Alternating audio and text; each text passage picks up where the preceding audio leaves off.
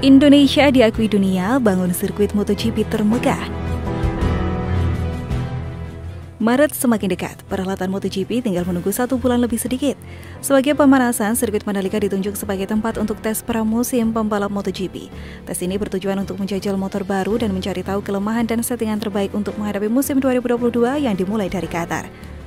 Mandalika sendiri akan menjadi tuan rumah di race kedua pada Maret nanti. Seperti yang diketahui, sejak pebalap dan kru tiba di Lombok, banyak berita dan cuitan serta foto-foto unik yang mereka bagikan selama di Mandalika. Ada yang kagum dengan keindahan pantai di dekat sirkuit, ada yang kaget dengan pemandangan tak biasa seperti emak-emak naik motor dan boncengan dengan beberapa anak sekaligus. Ada juga yang merasa lucu melihat bensin yang dijual di warung dalam kemasan botol air mineral.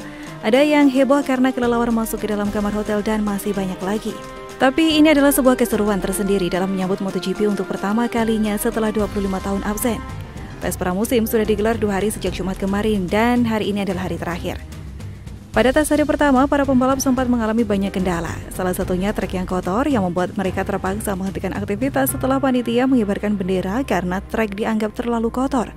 Ada yang bahkan terkena lumpur dan kerikil. Penyebabnya mungkin karena banyaknya pengerjaan proyek penunjang sirkuit yang mengakibatkan banyaknya debu yang terbang ke trek. Mungkin bagi yang bertanya-tanya kenapa debu berbahaya bagi pebalap, aspal balapan beda dengan aspal jalanan biasa. Aspal balapan memiliki tekstur kasar dan berpori-pori, sehingga debu yang masuk akan mengendap di balik pori-pori aspal. Ditambah lagi hujan di hari pertama, menyebabkan air ikut bercampur dengan debu yang menumpuk dan menjadi lumpur. Tentu saja ini cukup mengecewakan karena tes pramusim ini krusial bagi pebalap agar dapat menjajal dan mengetahui potensi maksimum dari motor dan kemampuan mereka. Artinya, trek harus dalam kondisi prima. Meski begitu, itu tak membuat para pembalap kecewa. Kebanyakan dari mereka memberikan respons bagus terhadap sirkuit tersebut. Sebagian memberikan saran agar Mandalika dapat berbenah menjadi lebih baik. Pihak Dorna pun tidak mempermasalahkan hal ini karena menurut mereka itu hal yang wajar untuk sirkuit yang masih baru. Tapi ada satu hal yang cukup membanggakan. Pihak MotoGP mengakui Mandalika sebagai sirkuit terindah di dunia. Itu mereka tuliskan melalui akun media sosial resminya. Sambil memposting 2 foto sirkuit Mandalika dari kejauhan, juga dituliskan caption dalam bahasa Inggris dan bahasa Indonesia. What an incredible place. The Mandalika circuit is firmly in a category of the most beautiful circuits in the world. Tempat yang luar biasa. Sirkuit Mandalika adalah sirkuit yang tercantik di dunia. Cuit akun resmi MotoGP di Twitter. Memang sirkuit Mandalika dekat dengan tepi pantai yang indah. Apalagi Lombok dikenal dengan pantai yang cantik dan bersih serta masih asri dan belum tersentuh pariwisata secara masif, menjadikan area ini sangat indah jika dipotret secara keseluruhan.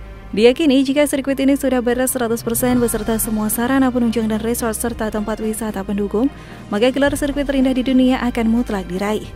Dan seperti biasa, ada yang sepertinya tidak senang dengan berita ini. Bisa ditebak siapa mereka dan dari mana kelompoknya? Oh iya, kabarnya sirkuit Formula E juga sudah mulai dikerjakan. Targetnya akan selesai dalam waktu 3 bulan. Apakah akan jadi sirkuit terindah di dunia? Sangat diragukan. Tapi tak perlu bahas soal ini lagi. Akhir kata, selamat buat sirkuit Mandalika. Saat MotoGP nanti ratusan juta pasang mata akan melihat Mandalika. Ini luar biasa untuk branding Lombok sebagai destinasi wisata masa depan selain Bali. Semoga acara berjalan sukses dan dapat membawa nama baik Lombok dan Indonesia di mata internasional. Memang cara tercepat untuk mempromosikan sebuah tempat wisata adalah melalui event besar. Exposure dari media sangat besar menjangkau seluruh dunia. Dan Jokowi paham akan hal itu. Bagaimana menurut Anda?